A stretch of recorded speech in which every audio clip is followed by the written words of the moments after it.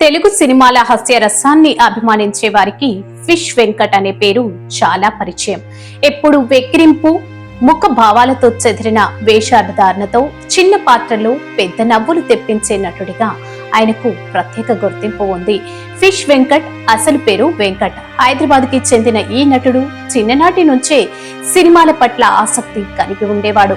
జీవితం ప్రారంభంలో అతనికి సినిమా ఇండస్ట్రీతో ఎలాంటి సంబంధం లేదు. ఒక సాధారణ మధ్యతరగతి కుటుంబానికి చెందిన వెంకట్ ఎన్నో కష్టాలు ఎదుర్కొంటూ జీవితం సాగించేవాడు. వెంకట్ జీవితం పూర్తిగా మారిన ఘట్టం అతను మొదటిసారి సినిమాల్లోకి అడుగు పెట్టినప్పుడు జరిగింది. చిన్నపాటి పాత్రలు, అవమానాలు, అనుభవాల మధ్య ఫిలిం ఇండస్ట్రీలో నిలదొక్కుకోవడం అంత సులువు కాదు. మొదటి రోజుల్లో ఎక్కువగా అసిస్టెంట్ డైరెక్టర్ గా పనిచేసేవాడట. నటించాలనే తపన ఉండేది, కానీ అవకాశాలు దొరకలేదు. అప్పుడప్పుడు పక్క పక్కన కనిపించే చిన్న పాత్రలు మాత్రమే దక్కేవి. అయితే అవే పాత్రలో తన ప్రత్యేకత చూపించడంలో అతను విఫలుడయ్యాడు కాదు.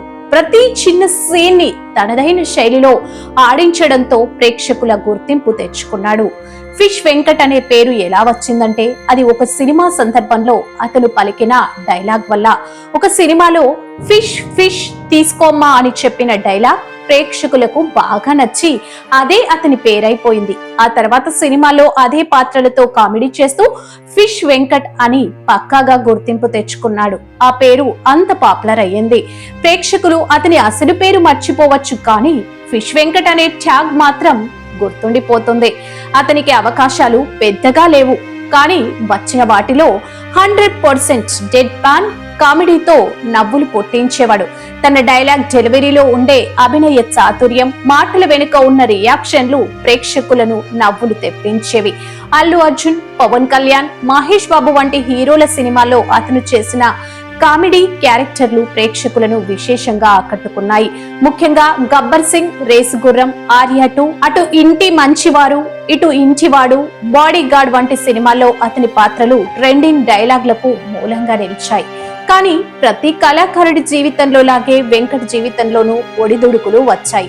2019 నుంచి 19 ప్రాంతంలో కొంతకాలం సినిమాలో కనిపించకుండా పోయాడు.